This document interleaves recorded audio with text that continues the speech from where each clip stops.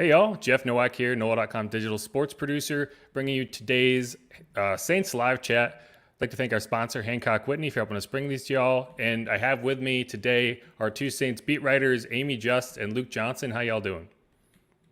Jeff, I'm great. Thank you for having me. I need to start addressing you individually so you know which one is supposed to talk when I say that. But hey, live and learn. But okay, today is our mailbag edition of these live chats. We're going to hit a few questions. So if you have one, make sure you throw it in the comments feed, wherever you're watching, YouTube, Facebook, your kitchen, I don't know. But first, we're going to hit obviously an important topic, any game week, which is what's the latest in the Saints injuries? What are we looking at? I'll go to Amy. You first. What did you see today from the injury report, from media availabilities, all that stuff? Yeah, so the injury report for the Saints was the same today as it was yesterday. 3 players didn't practice, 3 were limited. The 3 who didn't practice were Latavius Murray with a quad, Taysom Hill with a knee, and Patrick Robinson with a hamstring. The 3 who were limited, Trey Hendrickson, again with that stinger, his neck, Teron with an elbow injury, and Jared Cook with a back injury. So, yeah, it's a little bit of cause for concern with Murray, Taysom, and Patrick Robinson. But if Trey, Teron, and Jared remain limited, you would think that they would either be upgraded tomorrow or just having a chance to play in overall. But Murray and Taysom, I'm a little worried about. But we'll know more tomorrow. Yeah, same with me. I think what has been kind of circulating about Latavius Murray is that he's kind of day to day, and that's something they're going to have to keep a close eye on. So it'll be kind of interesting to see tomorrow whether they decide to rule him out or call him questionable. I think he is going to have some sort of injury designation. The Taysom Hill one I think is pretty surprising to me because they checked him out. I think it might have even been the first quarter in that game. He spent a pretty long time on the sidelines getting checked out with the medical staff, and then checked right back in and ran like a quarterback design run and played kind of his usual role for the remainder of that game. So I was thinking that yesterday they might have been just kind of playing it cautious and giving him a day of rest and then working back in today limited. And to see him miss his second day of practice is a little surprising. So tomorrow ought to be an interesting day. Yeah, and I think this time of year is always kind of weird because you have to kind of balance are they out because they just need an extra day, or are they actually, at risk of missing the game? Of all these guys, do you think there's a chance that even if they get limited practice tomorrow, a lot of these guys will be active? Yeah, I mean, I think so. I think all 3 guys who are limited, I would imagine, are probably going to play on Sunday. And the thing that I'm really interested by is typically the Saints are a team that if you don't practice, you don't play. And obviously things are a little bit different with some players than they are with others. But the fact that Alvin Kamara went an entire week without practicing and still went out there and played really well. I'm curious if they'd be more open to having guys after that happened just rest an entire week and still be have an active role in the game plan for Sunday. But obviously tomorrow is going to be the kind of the big test on that when they release the designations. Yeah, and obviously P-Rob isn't like a full-time starter, but him popping back up on the injury report, not practicing with his hamstring injury, is concerning for me that he just can't get over this, right? He's been dealing with hamstring injuries pretty much all season long. Last week was his first week back off the injured reserve, and he's not practicing. So you hope he's all right there, but it's raise the eyebrow a little bit. So in the world where Latavius Murray and Taysom Hill don't play, what do you think the options would be there? Obviously, you have Ty Montgomery, you still have Dwayne Washington there. What would you expect to see if you were without Latavius Murray in that matchup? I mean, I don't. That's a really tough one to answer. I think in normal weeks, I think they would probably bring Ty Montgomery into the fold a little bit more, or maybe Dwayne Washington's. I think he's actually been pretty good when he's given opportunities.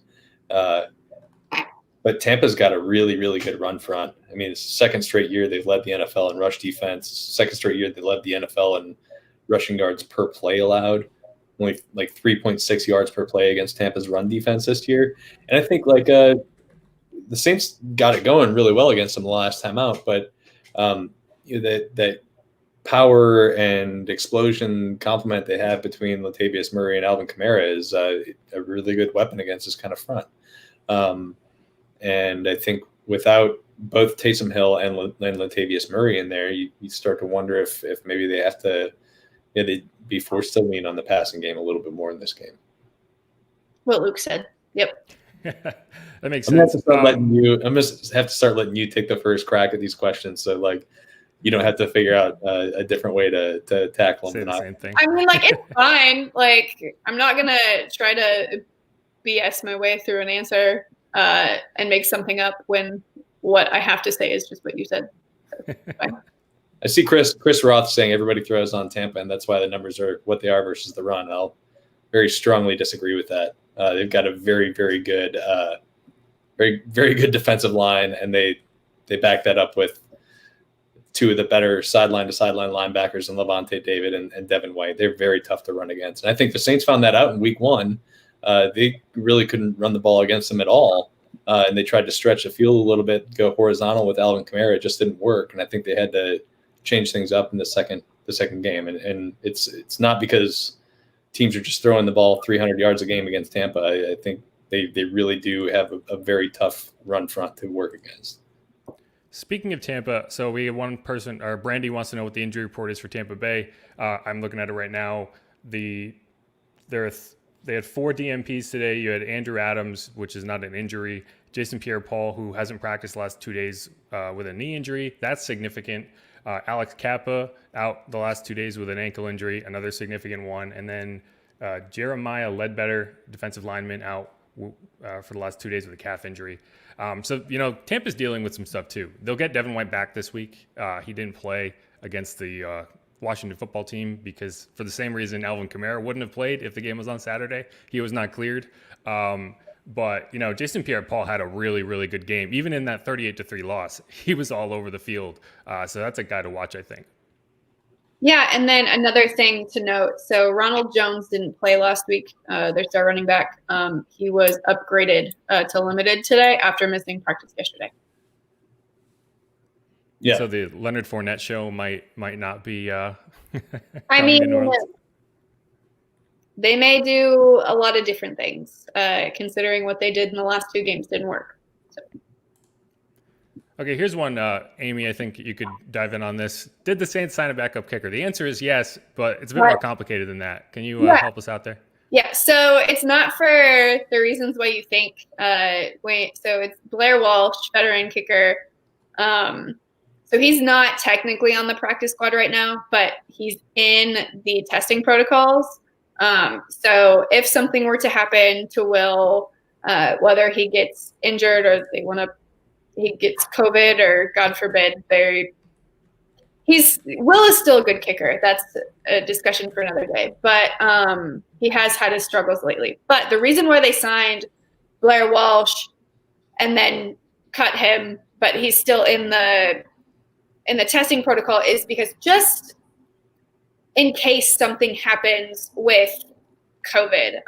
My main article today kind of explains that and how, if you don't have your wide receivers, you've got backups. If you don't have your quarterback, you've got backups. It's not the same level of talent, obviously, but you still have backups. There's no backup for the punter, kicker, or long snapper. You've got guys who could do it, but not the way that you would want them to. So that is true for the kicker, Blair Walsh, and then a long snapper, John Denny. The Saints do have a punter in the building in addition to Thomas Morstead. You may have forgotten about him. It's a rookie, Blake Gillikin. He made the initial 53-man roster way back in September, so 5 years ago. And he's been on the injured reserve ever since. So they've got backups that they can bring into the building if they're not already in the building on short-term notice if something happens. Yeah, I think everybody saw what happened in Denver, and they want to avoid that travesty. Yeah.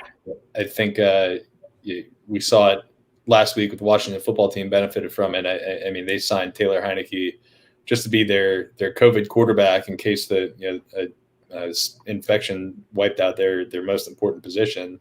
And then the guy ended up playing a pretty significant role and playing pretty well against Tampa last week. I just think that this season is so unpredictable that you can't just go into a game assuming that like this group of players that are around each other all the time are going to be available to you. You have to have the contingency plans in place. Otherwise, you're just like, you do not want to go into a game that could send you to the NFC Championship game and be like, okay, we need Alvin Kamara to try to kick a 27-yard field goal to send us to that game. Like, you just don't want that to happen. You have to be prepared. Yeah, and I think the long snapper is one of those positions that you might not even know the long snapper's name until he's not there, and all of a sudden, the ball gets snapped over the kicker's head 3 times or the punter's head 3 times, and you're not forgetting that name for a while. I have all of our favorite sports takes right here. Are you ready for it? It's hard to beat a team 3 times a year. I don't mean to troll David here. We just hear this a lot. And Sean Payton talked about this today, I think. Right? He called it a myth. So yeah, there you go. What does the math say, Amy? I know you're working on a story about this. Yeah. So there have been like around 70 teams since the merger in 1970 that have played a division team in the playoffs, regardless of their regular season record against each other. There are only like 14 of those. There's only like 24, 25 or so that were sweeps, and it's about 2/3 where they go on to win the third, and the other third of those matchups had the team going 0-2 in the regular season winning. So it's not impossible, but for me, I think of it as, if you're good enough to have beaten a team 2 times already, you should still be good enough to beat them the 3rd time. That's how I think about it, though. I know the Giants did it a couple times to the Cowboys. They lost them twice in the regular season and beat them in the playoffs. And that's honestly, teams won the Super Bowl. Actually, yeah, that is right. An outlier that I will be talking about in my article, and it gets posted Saturday. So, yeah.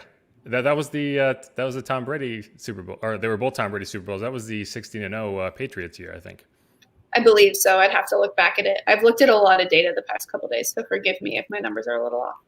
I remember this because I grew up a Giants fan. So that was the year they beat the Patriots, who were 16-0, and then the next time they won the Super Bowl, they went to Green Bay and beat the Packers, who went 15-1 in the regular season. Yeah. And that year, the 2007 year was also they also beat the Packers in Green Bay in Brett Favre's last game in Green Bay, and I guess that was the NFC Championship game. Yep, I remember that game because Tom Coughlin's face was literally freezing off. It became like redder and redder every time they panned to him. I was legitimately worried for him on the sidelines, but Saints don't have to worry about that level of cold until maybe next week, based on what happens on Sunday, which we talked about it a little bit. So what would you say like your key matchups are if you're kind of looking at this? I'm putting you on the spot here a little bit. We can start with Amy so that Luke doesn't steal her answer. But if you were picking a key matchup to watch in this game, and even it can be positional, it can be players, what would that be? It's kind of cliche, but I look at the lines. How well does the Saints offensive line hold up against such a talented run defense? And then on the flip side, last time out, Trey Hendrickson sacked Tom Brady 3 times in a row. Now, one of those was, wiped away by a penalty, but getting constant pressure on Tom Brady, that's what you want. You don't want to give him time to throw because he's dangerous, and you've seen this for years. That if you give that man any time whatsoever, he's going to torch you. So the line play. Yeah, I'm gonna agree with that. I mean, there's a lot of different matchups here that are really important, but I think that's the most important one. You go back and look at the numbers The most Tom Brady's been sacked in a game this year is 3 times, right? That's happened 5 times this year. So in the 5 games where he's been sacked 3 times, he's thrown 7 touchdowns against 5 interceptions, and Tampa's gone 2-3. And then if you look at the 12 games where he's been sacked 2 or fewer times, he's thrown 35 touchdowns and he's thrown 7 interceptions, and Tampa's gone 10-2. It's critically important if you're going to go up against this team to pressure Tom Brady, and it's especially important if you can do it with your front 4 and not send extra guys in the blitz and leave holes in your coverage behind it, because he's going to pick that up. He's going to pick up where the blitz is coming from, and he's going to try to attack where the blitz is coming from, because he's really, really good at that. But if you can get the 4-man pressure in his face, and then have the 7 guys behind him all covering the receivers in the backfield or in the defensive secondary, then it really dramatically increases your chance of winning the game. That makes sense. There's one stat that I'll throw out here that kind of ties into, why I'm picking mine, which is the safeties versus Tom Brady. And the reason I say that is because Tom Brady has led the NFL this year in deep passing attempts at 43 years old. He targeted receivers 20 plus yards downfield 91 times. The next closest was Matt Ryan at 78, which is pretty remarkable when you think about it. People talk about Drew Brees being old and he can't throw it as far anymore. He only threw deep 26 times, which at the way the season started is actually kind of remarkable. He got to that number even though he missed 4 games. But he's going to push you deep. He's got the guys to do it, and it's going to be a key matchup. It's easy to forget early in the season, the Saints got burned over and over again on deep balls. It seemed like every week, the first 5 weeks of the season, there was somebody, actually first 6, because it happened against the Panthers too. Someone was getting behind them for a deep bomb. The defense would hold up, and all of a sudden, I can't remember who it was. Mike Williams would get behind him on a deep ball. DJ Moore for the Panthers got behind him on a deep ball, and they've tightened up in the second half of the season. I think that's been a big part of why the Saints defense has really kind of held people in check. But they need to keep doing that this week, and they're going to have a challenge. The Bucs weren't able to do that, as Amy said, last time they played, because Tom Brady's house was filled with Saints linemen the entire game, and he wasn't able to even get the ball downfield. So I think if I'm looking at a matchup, I think that's one that's going to be a big one this game. I think they go hand in hand. I'm sorry, what was that? I think they go hand in hand. I do. Right. If you don't give him time, you can't get it deep. Yep. But yeah, he's slinging it this year. Yeah, and he's been especially good his last 5 games. During that 5-game winning streak, he's been kind of insane. 14 touchdowns, I think 2 interceptions, averaging almost 350 yards a game. He's been playing at a really high level. They're going to need that pass rush to be there. And if that pass rush doesn't get home, they're going to need that secondary to kind of ball out, because Tampa's got no joke outstanding pass catching options. I mean, it's crazy.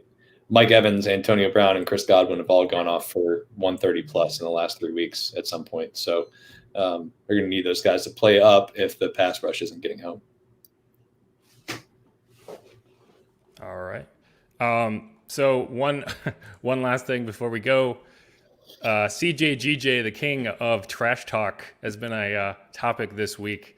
Who do you think is going to get kicked out this week when they punch him in the face? I don't know if anybody will get kicked out, but if somebody does, I don't know. I just feel like Mike Evans and Marshawn Lattimore, they've had it coming for a while. Those two get after it like nobody else, and it's fun to watch. But I don't know. That's my underrated pick, though. CJ versus AB would be interesting to watch too, in terms of fighting. But I don't know. Amy's out here talking about cage match stuff. Oh, okay. Hold barred. Do the kickboxing thing where they dip their gloves and nails and everything and just get ready to fight. It would be fun to watch. I don't think it happens, but it would be entertaining. No, I do think Marshawn Lattimore and Mike Evans legit can't stand each other. Oh. And I'm pretty sure the last time they played, they almost got into it. I'm pretty sure Mike Evans did punch Marshawn Lattimore in the opener, and I don't think the refs saw it. It might have been the opener, or it was the opener. I can't remember, but they did have some sort of physical altercation, and they have a history of it. And Marshawn Lattimore takes a lot of joy in seeing a very small stat line from Mike Evans, and he makes sure to let everybody know about it afterwards. So I'm really, really looking forward to seeing that. It's one of my favorite like person-to-person rivalries in sports. Like it's just so fun. But is it? Can you even call it a rivalry? It's more like it's kind of like Drew Holiday and Damian Lillard. Like, is it a rivalry if one of them just puts the other one in jail every time they play? I mean, I went to Kansas, as the flag behind me denotes, and they haven't beat K-State in a really long time. We still consider it a rivalry, I guess. So maybe, depending on your perspective. That's fair. But one thing we can say for sure, when you play CJ Gardner-Johnson, it's CJ GJ versus the player and then CJ versus your brain, because he just finds a way to get in your head. It's just like nails on a chalkboard, I think, the entire game. And eventually, I don't even blame Anthony Miller. I think that was always going to happen, whether Matt Nagy shows them CJ film as they prepare for the game or not. But okay, y'all want to add anything else, or are we good to get out of here? I think just the one point I would make is Tampa's been, Sean Payton referenced it this week, they've been like a really, really good second half team this year. They're leading the NFL in scoring margin in the second half, and especially in the fourth quarter. I think they're like plus 74 in the fourth quarter this year. So I think it's kind of critical the Saints get out to a quick start in this game, and I don't think you want it to be particularly close at halftime. It's obviously these are all week to week things, but I don't think you want to be in a position where you're trying to get out of a deficit or playing in a tight game in the second half here. Just bouncing off of that, we're not going to see a game like last time. That's just not going to happen. Those types of games don't happen very often at all, let alone against the same team. So I think it's going to be close in the fourth quarter. I really do. I don't think it's going to be a complete blowout like a couple months ago. I really don't. So 38-6. No. All right. Well, we can wrap it up there. Again, my name is Jeff Nowak, NOLA.com's digital sports producer. I'm here with Amy Just and Luke Johnson. You can follow them on Twitter at Amy_Just and at by Luke Johnson. Make sure to check out NOLA.com/sports/Saints for all the latest coverage, latest headlines. Follow us on Facebook and Twitter. I'd like to thank our sponsor again, Hancock Whitney Bank, for helping us bring all these live chats. And peace, y'all. Thanks for watching. Subscribe.